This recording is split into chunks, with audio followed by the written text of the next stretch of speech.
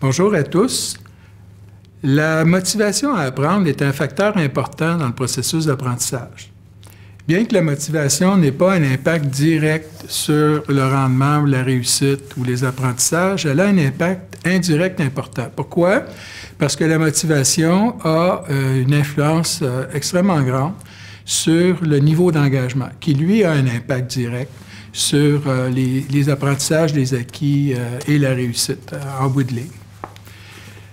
Les recherches sur le sujet nous apprennent que la très grande majorité des élèves arrivent à l'école primaire, débutent l'école primaire avec des niveaux de motivation assez élevés. Les enfants ont hâte d'aller à l'école, ils ont hâte de commencer à aller à l'école, ils ont hâte d'avoir des devoirs, ils ont hâte d'apprendre à lire, apprendre à écrire, à compter. Cependant, les enfants sont plusieurs déchantent assez rapidement par rapport à l'école. Plusieurs se rendent compte que l'école, c'est pas un endroit uniquement, c'est pas un endroit où on fait, un endroit centré sur l'apprentissage. C'est aussi un endroit où on est évalué. Et pour certains enfants, l'évaluation qu'ils reçoivent de la part de l'environnement scolaire, c'est pas positif. Ils se comparent, on les compare aux autres. Et puis, ces enfants-là, bien, en viennent à se considérer comme moins compétents que les autres élèves de leur entourage. Ce qui amène chez eux une baisse de motivation. Ce qui amène chez eux une diminution de leur sentiment de pouvoir réussir à l'école, de l'évaluation qu'ils font de leurs chances de succès. Et éventuellement, cela va entraîner aussi une baisse d'intérêt envers les choses qu'on fait à l'école et envers les choses qu'on y apprend. Cette diminution-là de la motivation est constatée chez certains élèves tout au long du primaire et du secondaire. Et ce n'est pas un phénomène si unique ou individuel. Bon. Cette diminution de la motivation est observée chez un grand nombre d'élèves, ce qui fait que quand on mesure des populations d'élèves, qu'on prend une moyenne des taux de motivation, quand on les suit d'année en année, on constate une diminution. Une diminution non pas en pente, en ligne droite, mais plutôt en escalier. C'est-à-dire que les élèves commencent une année scolaire avec un petit peu plus de motivation, finissent l'année scolaire en ayant diminué en ayant connu une diminution de leur motivation en moyenne au cours de l'année.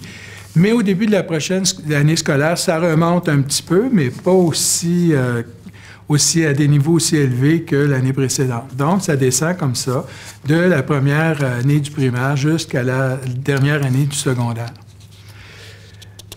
Plusieurs facteurs contribuent certainement à la diminution de la motivation. Il y a des facteurs reliés par exemple, au milieu familial, des facteurs reliés au simple fait de la maturation de l'élève qui, avec l'âge, avec l'adolescence, commence à avoir des intérêts plus variés que l'école, commence à s'ouvrir au monde extérieur, etc.